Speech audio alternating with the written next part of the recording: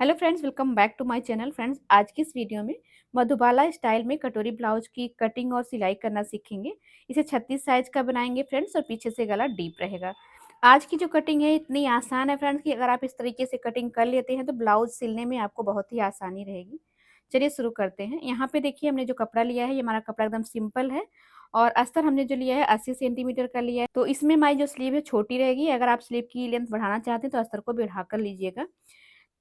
सबसे पहले अस्तर को डबल फोल्ड करेंगे और बैक पार्ट की मार्किंग करेंगे। फ्रंट ओपन ब्लाउज है। ब्लाउज की जो हमारी लेंथ है वो 13 इंच है। 1 इंच इसमें हमने मार्जिन का लिया है, हाफ इंच ऊपर की सिलाई के लिए और हाफ इंच नीचे की सिलाई के लिए। तो ब्लाउज की मार्किंग करने से पहले आपको गला डिसाइड कर लेना है, क्योंकि गले के डीप के अकॉर्डिंग ही हमें अपना आर्म होल, शोल्डर और चेस्ट लेना पड़ता है। यहाँ पे हमने आर्म होल 5.5 इंच लिया है, डीप नेक गला है और चेस्ट 36 साइज है। जब आपके आर्म होल की गोलाई जो है 15 इंच की है तो आप 5.5 इंच लेंगे। आर्म होल की गोलाई अगर आपकी 16 इंच की है तब आप आर्म होल 6 इंच लेंगे। आर्म होल की लंबाई हम आर्म होल राउंड के अकॉर्डिंग रखते हैं फ्रेंड्स। अब हम सभी लाइनों को मार्क कर लेंगे। ये देखिए, ये हमारी लंबाई की लाइन है, ये है हमारा गला, और ये हमारा आर्म होल है, और ये हमारे ऊपर का पार्ट है लंबाई का। अब देखिए, हमें जो शोल्डर लेना है ना वो हम 5.5 इंच लेंगे। तो ये शोल्डर आप 34 से 40 साइज तक 5.5 इंच ले सकते हैं। जब आपका गला डीप है तो अगर बोट नेक या कॉलर वाला है फिर आपको उसे बढ़ा कर लेना है। देखिए, चेस्ट फ्रंट हमारी 36 है, उसका चौथाई 9 इंच आएगा। पर डीप नेक गले के अकॉर्डिंग हमने चेस्ट को भी हाफ इंच कम करना है, यानी 8.5 इंच पे हमने चेस्ट मार्किंग की है और 2 इंच का मार्जिन लिया है।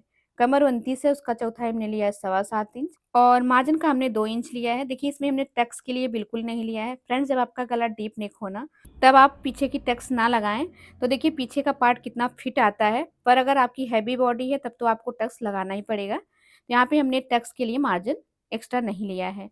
और अब हमें आर्म होल का शेप देना है। देखिए, सबसे पहले हम क्या करेंगे फ्रेंड्स, यहाँ पे जो हमारी आर्म होल की लाइन है उसको हमने इस तरीके से हाफ करना है। आर्म होल का शेप देने के लिए देखिए हमें इस तरीके से फ्रेंच कर्व को यूज करना है। इससे आपका आर्म होल का शेप बहुत ही परफेक्ट आता है। अगर आपके पास नहीं है फ्रेंड्स और आप सिलाई का काम करते हैं तो इसको रख लीजिए। और देखिए, यहाँ जहाँ से हमारा मार्जिन होता है ना वहाँ पे हमें पाव इंच नीचे जाकर इस तरीके से मार्किंग करनी होती है। ऐसा करने से आर्म होल के नीचे जो कपड़ा इकट्ठा होता है वो नहीं होगा, फिटिंग परफेक्ट आएगी। और अब हम आर्म होल की गोलाई नापेंगे। तो आपको हाफ इंच ऊपर की साइड सिलाई का मार्जिन छोड़ देना है, यहाँ से गोलाई नापनी है। गोलाई हमारे आर्म होल की 15 इंच है, तो उसका हाफ आएगा 7.5 इंच। तो देखिए, हमारा आर्म होल एकदम परफेक्ट है फ्रेंड। अगर यहाँ पे आपके आर्म होल की गोलाई 16 इंच यानी 8 इंच होती फिर आपको आर्म होल की लंबाई बढ़ानी पड़ती। अब हमने अपने ब्लाउज की शोल्डर पट्टी 2 इंच तैयार रखनी है। 1 इंच इसमें मार्जिन का प्लस करेंगे तो हम आएगा 3 इंच। 3 इंच शोल्डर पट्टी रखेंगे, और इसके बाद जो बचेगा वो हमारा गला है, यानी कि गला हमने रखना है 2.5 इंच का। अब हमने देखिए नीचे की साइड 3 इंच गले की चौड़ाई रख लेनी है, और फिर इस तरीके से बॉक्स बनाना है। नीचे की साइड आप चाहे जितना चौड़ा कर सकते हैं। हमने देखिए गोल गले का शेप देना है, बिल्कुल सिंपल सा गला हमने बनाना है। और यहाँ पे हाफ इंच शोल्डर को डाउन कर देंगे गले की साइड। डीप नेक है तो आपको हाफ इंच गले की साइड ही डाउन करना है। इससे आपका गला बिल्कुल भी खिसकेगा नहीं और एकदम परफेक्ट शोल्डर पर बैठा रहेगा। यहाँ पे बैक पार्ट की मार्किंग हमारी कंप्लीट हो गई। अब इसकी हम कटिंग कर लेते हैं, तैयार पे कट लगा लेते हैं। और अब इसी बैक पार्ट के सहारे हम फ्रंट पार्ट की मार्किंग करेंगे। इस तरीके से हमने पेपर ले लिया है। पेपर पे अपने बैक पार्ट को रख के जैसा हमारा बैक पार्ट है इसे एज इट इज उतार लेना है। देखिए फ्रेंड्स, आज की जो हमारी मधुबाला स्टाइल ब्लाउज की कटिंग है, अगर आप इस तरीके से कटिंग करते हैं तो किसी भी साइज का आप ब्लाउज बनाएंगे, आपका ब्लाउज एकदम परफेक्ट बनेगा। सिलाई करते समय आपको कोई भी डाउट नहीं रहेगा। यहाँ पे जितना शोल्डर है उतना हमें शोल्डर आर्म होल ले लेना है, जैसा हमारा बैक पार्ट का शोल्डर और आर्म होल है। इसमें हमें सिर्फ आर्म होल पर गहराई देनी है। तो गहराई के लिए हम क्या करेंगे, हाफ इंच अंदर आएंगे इस तरीके से और लाइन को मार्क कर लेंगे। फिर से हमने फ्रेंच कर्व से इस तरीके से अंदर वाली लाइन पे मिलाते हुए शेप दे देना है। तो देखिए, हमारे आर्म होल पर गहराई हो गई है। अब जितना हमारा शोल्डर पट्टी पीछे का उतना ले लेना है। गले की लंबाई हम 7 इंच ले रहे हैं। आप गले की लंबाई अपने अकॉर्डिंग रख सकते हैं। एक बॉक्स बनाएंगे। देखिए, टक्स पॉइंट जो हम लेंगे ना फ्रेंड्स वो 10 इंच पे लेंगे, और बेल्ट वाली लाइन हम 12 इंच में मार्क करेंगे। आप अपने साइज के अकॉर्डिंग इसको ले सकते हैं। जैसे हमने आपको कटोरी ब्लाउज में मार्किंग बताई, सेम आपको इस तरीके से इसमें लेना है। अब ये जो टक्स वाली मार्किंग है इस पे हम कटोरी का साइज लेंगे। तो देखिए फ्रेंड्स, 36 साइज का ब्लाउज है, तो हम चेस्ट का 6वां भाग लेते हैं कटोरी के लिए। अगर यहाँ पे हमारी 34 साइज की ब्लाउज होती तो हम 5.5 इंच लेते, 36 है तो हम 6 इंच लेंगे। और अब जो ये 6 इंच आया है ना, इसको हम हाफ करेंगे। हाफ करने के बाद ये होगा 3 इंच का। ये देखिए, पहले हाफ कर लेते हैं। हाफ करने के बाद हम इसको नापेंगे तो ये 3 इंच आएगा। तो जितना आ रहा है फ्रेंड्स, उतना ही हमने नीचे की साइड भी लेना है। देखिए यहाँ से, ये देखिए, पर हम 3 इंच नहीं लेंगे क्योंकि इसमें हमें मार्जिन का प्लस करना है। नीचे हमने कोई भी मार्जिन प्लस नहीं किया है। तो यहाँ पर 3 की जगह पर हम 2.5 रखेंगे, यानी हाफ इंच कम रखेंगे।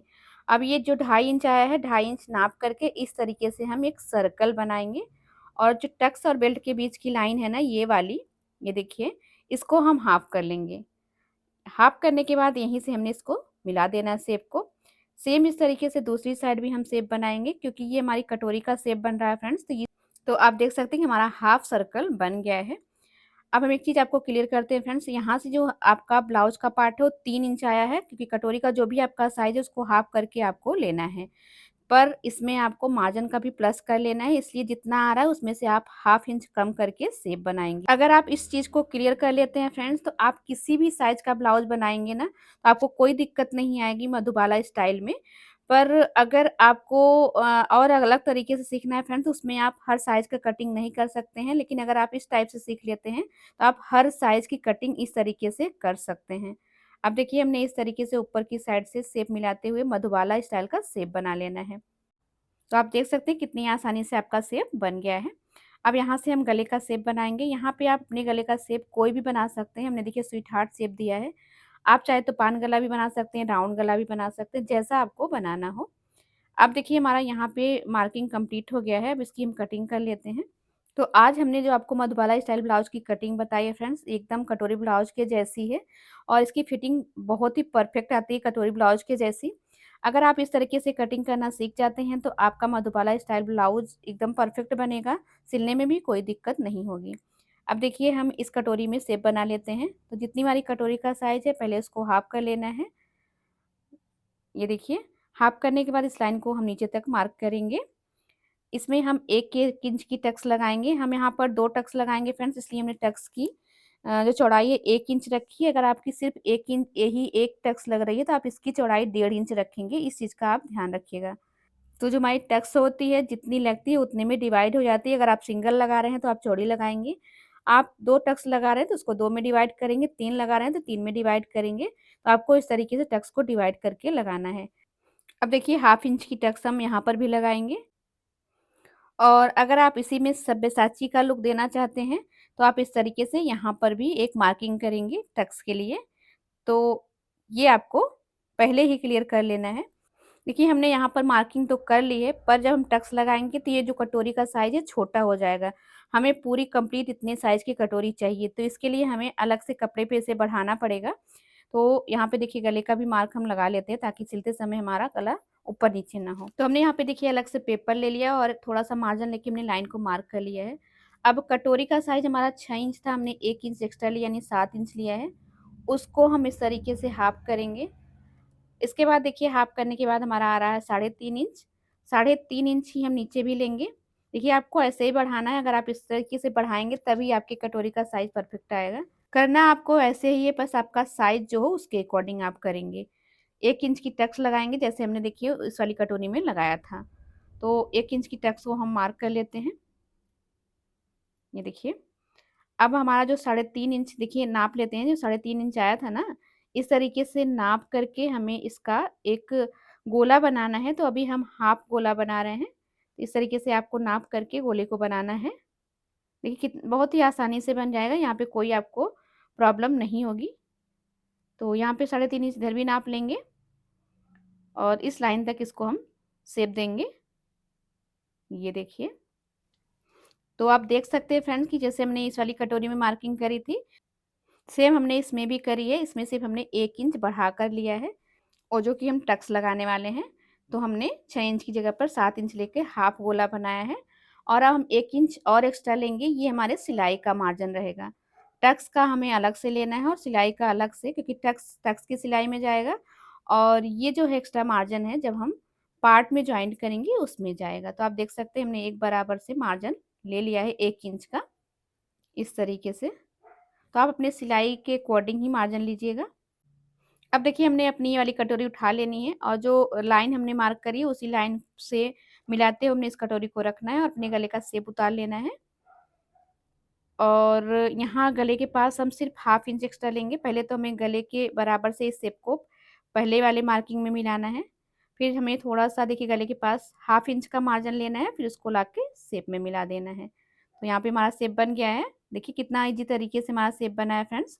और अब हम यहाँ पर की टक्स लगा लेंगे, जैसे हमने अपने पहले वाले कटोरी के पार्ट में लगाया था, हाफ-हाफ इंच की टक्स। और आगे की साइड देखिए यहाँ पे हमें फ्रंट ओपन ब्लाउज बना रहे हैं तो हाफ इंच हुकाई के लिए चाहिए। तो ये आप अगर फ्रंट ओपन नहीं बना रहे हैं तो जो भी हमने हाफ इंच हुकाई के लिए लिया है इसको नहीं लेना है।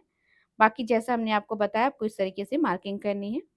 तो देखिए फ्रेंड्स बहुत ही आसानी से आपको बस थोड़ा-सा समझना है। आप मधुबाला स्टाइल का ब्लाउज जो है किसी भी शेप में, किसी भी साइज़ में बना सकते हैं। अगर इस तरीके से आप कटिंग करते हैं, तो थोड़ा-सा आपको कटिंग समझना पड़ेगा। इसके बाद आप इसकी फिटिंग देखेंगे और सिलाई बहुत ही आसानी से हो जाएगी। देखिए टक्स को हमने कट करके पिन लगा देना है। इसके बाद आप इसका पफ देखिएगा कितना गज़ब का पफ आता है।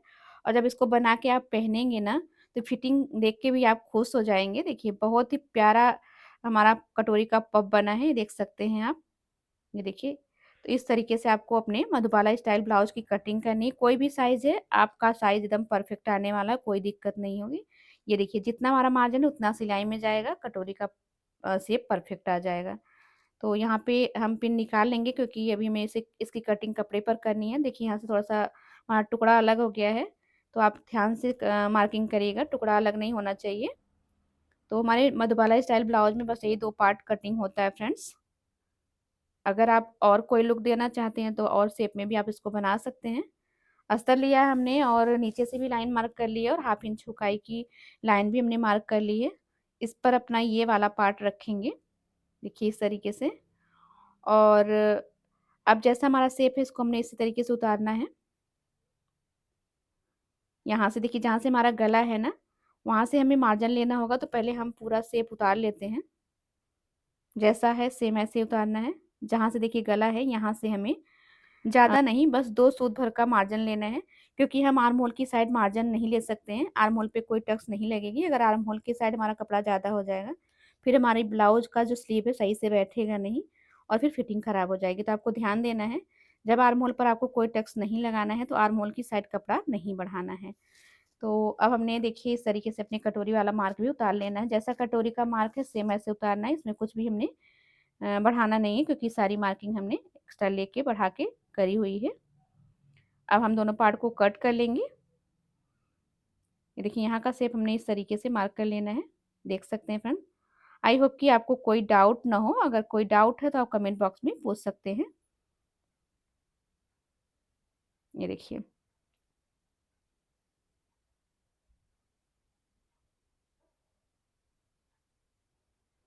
यहाँ पे देखिए ये जो टक्स वाली मार्किंग है इसको भी हम उतार लेते हैं ताकि हमें पता रहे कि हमें कितनी चौड़ी टक्स डालनी है। और टक्स की जो लंबाई है वहाँ पे हम पॉइंट लगा लेते हैं कैंची से और यहाँ तक हम अपनी टक्स की मार्किंग कर लेते हैं। तो आपको सिलाई करने में आसानी रहेगी। ये देखिए। अगर आपको सब्यसाची ब्लाउज का लुक देना है, तो आप ये वाला शेप भी दे सकते हैं। तो इस तरीके से हमारे फ्रंट पार्ट की कटिंग हो गई है। अब देखिए स्लीव की कटिंग करेंगे। तो हमारे पास इतना अस्तर का कपड़ा बचा है, इसमें हमारी छोटी स्लीव बड़े आराम से हो जाएगी। तो हमें कपड़ा कितना लेना है, जितना आपके आर्म होल की गोलाई हो उससे 1.5 इंच ज़्यादा। हमारे आर्म होल की गोलाई 7.5 इंच है, तो हमने कपड़ा 9 इंच पे लिया है। और स्लीव की जो लंबाई है वो 3.5 इंच है, इसमें भी हमने 1 इंच मार्जिन का लिया है। अब देखिए छोटी स्लीव है तो हम 2.5 इंच पर एक लाइन मार्क करेंगे डाउन का शेप बनाने के लिए स्लीव का।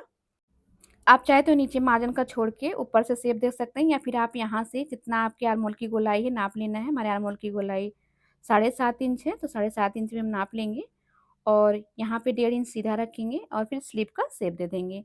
बहुत ही ईज़ी तरीका है स्लीव का शेप बनाने में, बहुत ही परफेक्ट शेप आपका बनता भी है और आपके आर्म होल पे बैठता भी है। आप एक बार मेरा तरीका ट्राई करके देख सकते हैं। देखिए ये हमने यहाँ पे मार्जिन ले लिया है और इस तरीके से स्लीव का मार्किंग हमने कंप्लीट कर लिया है। अब इसकी कटिंग कर लेते हैं। देखिए तैयार पे कट लगा लेंगे और सेंटर पे भी कट लगा लेंगे। इसमें हम हाफ इंच की गहराई देंगे जो कि सामने के पल्ले की साइड आएगी। तो अभी इसको हम कट नहीं करेंगे। क्योंकि सिलाई करते समय अगर हम ध्यान नहीं देते हैं तो हमारा पार्ट उल्टा हो जाता है। अब हमने सभी पार्ट को अपने मेन कपड़े पे कट कर लेना है। देखिए हमने स्लीव पर ये डिज़ाइन बनाई है, अगर आप देखना चाहते हैं आपको चैनल पे मिल जाएगी। तो स्लीव हमने बना के कंप्लीट कर ली है।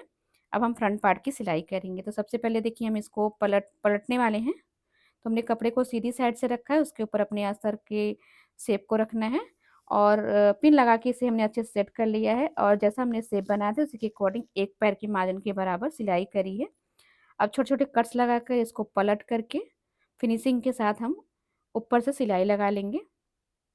देखिए फ्रेंड्स सिलाई थोड़ा-सा हम स्पीड में कर रहे हैं क्योंकि सिलाई आप सभी कर लेंगे, इतना मुश्किल नहीं है क्योंकि ये जो कटिंग है बहुत ही आसानी से बैठ जाती है, कोई दिक्कत नहीं होती है। कटोरी को भी देखिए हमने कटोरी का भी कपड़ा हमने सीधी साइड से रखा है क्योंकि इसमें भी हम गला पलटने वाले हैं।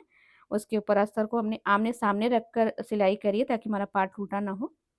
और फिर ग गला सिल के हमने देखिए इसको अच्छे से रख लिया, सेट कर लिया है और कपड़े के साथ जॉइंट कर लेना है, एक्स्ट्रा जो कपड़ा है उसे हमने कट कर देना है, ये देखिए।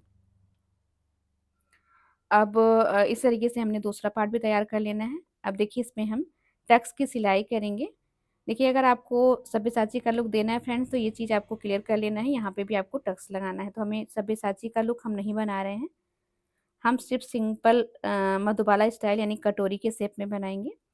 तो देखिए टक्स की सिलाई आपको कर लेनी है, सिलाई को नीचे ऊपर लॉक करना है। टक्स में जो एक्स्ट्रा कपड़ा आपको कट कर देना है। ये देखिए, ये वाली टक्स हम लगा लेंगे। यहाँ पे आप चाहे तो छोटी-छोटी प्लीट्स भी डाल सकते हैं, सुंदर लगेगी। पर हम टक्स की सिलाई करेंगे जैसे हमने आपको बताया है। ये देखिए, तो ये हमारी कटोरी का शेप बन गया है और अगर आपको ये सिलाई करनी है तो इस तरीके से पकड़ कर कर सकते हैं। देखिए पफ कितना प्यारा आया है फ्रेंड्स। और सेम हमने दूसरी कटोरी को इस तरीके से बना लेना है। देखिए आप चाहे तो यहाँ पे छोटी-छोटी प्लीट्स भी लगा सकते हैं, अच्छा लगेगा। तो हमने दोनों कटोरी को देखिए कंप्लीट कर लिया है। टक्स को आपको मिला लेना है, बराबर से आना चाहिए। अब इस पर हम बेल्ट रखेंगे तो देखिए बेल्ट अपने आप ही सेट हो जाएगा, बिल्कुल भी कहीं से कम ज़्यादा नहीं होगा। बस आपको मार्जिन के अकॉर्डिंग मार्किंग कर लेनी है या फिर आप एक बराबर से सिलाई लगा लेंगे तो आपका बराबर से बैठ जाएगा। क्योंकि आपने कटिंग ही इतने अच्छे से की है, बैक पार्ट को रख के फ्रंट पार्ट की मार्किंग की है, तो आपका जो जॉइंट है एकदम बराबर से आएगा, कहीं से भी छोटा-बड़ा नहीं होगा। अगर आप बिगिनर हैं, आप कोई सा भी पार्ट खींच ले रहे हैं तो या फिर आपका कोई किसी भी पार्ट में खिंचाव आ जा रहा है, तब भले ही छोटा-बड़ा हो जाए, बाकी ये पार्ट आपका छोटा-बड़ा नहीं होने वाला है। देख सकते हैं देखिए एकदम बराबर से आ गया है, गला का शेप भी बहुत परफेक्ट आया है। इसी तरीके से हमने दूसरा पार्ट भी बना के कंप्लीट कर लेना है। ये देखिए इस तरीके से हमने दोनों पार्ट बना के कंप्लीट कर लिया फ्रेंड। अब इसमें हम हुकाई की पट्टी लगा लेंगे। तो हुकाई की पट्टी आप सभी को लगाना आता है तो आप लगा लीजिएगा फ्रेंड। थोड़ा-सा वीडियो लंबा हो रहा है तो हम इसे बहुत ज़्यादा लंबा नहीं खींचेंगे। तो यहाँ पे हमने हुकाई की पट्टी लगा ली है। देखिए गले का शेप कितना परफेक्ट आया है फ्रेंड्स। हमारा ब्लाउज का फ्रंट पार्ट बन के कंप्लीट हो गया है। अब हम देखिए सामने और पीछे के पल्ले को नाप लेंगे कि हमारा पार्ट बराबर से आया है कि नहीं। तो ये हमारा बैक पार्ट है, हमने तैयार कर लिया इसको। इसके ऊपर अपने सामने वाले पल्ले को रखेंगे। देखिए एकदम बराबर से हमारे नीचे से भी पार्ट आ रहा है, साइड से भी एकदम बराबर है फ्रेंड्स। देखिए आर्म होल पर भी एकदम बराबर है, शोल्डर भी एकदम बराबर आया है, यानी कि एकदम परफेक्ट है। तो आप इस तरीके से एक बार ट्राई करके देखिए, ब्लाउज की फिटिंग, कटिंग दोनों ही आपको आसान लगेगी। बस थोड़ा-सा ध्यान देना होगा। जितना मार्जिन उतना मार्जिन भी आपका परफेक्ट आएगा। तो इस तरीके से हमारा फ्रंट पार्ट बनके कंप्लीट हो गया है फ्रेंड्स। ये हमारे ब्लाउज का फाइनल लुक है। आपको कैसा लगा कमेंट करके ज़रूर बताइएगा। अच्छा लगा तो वीडियो को लाइक और शेयर कर दीजिएगा। Thank you.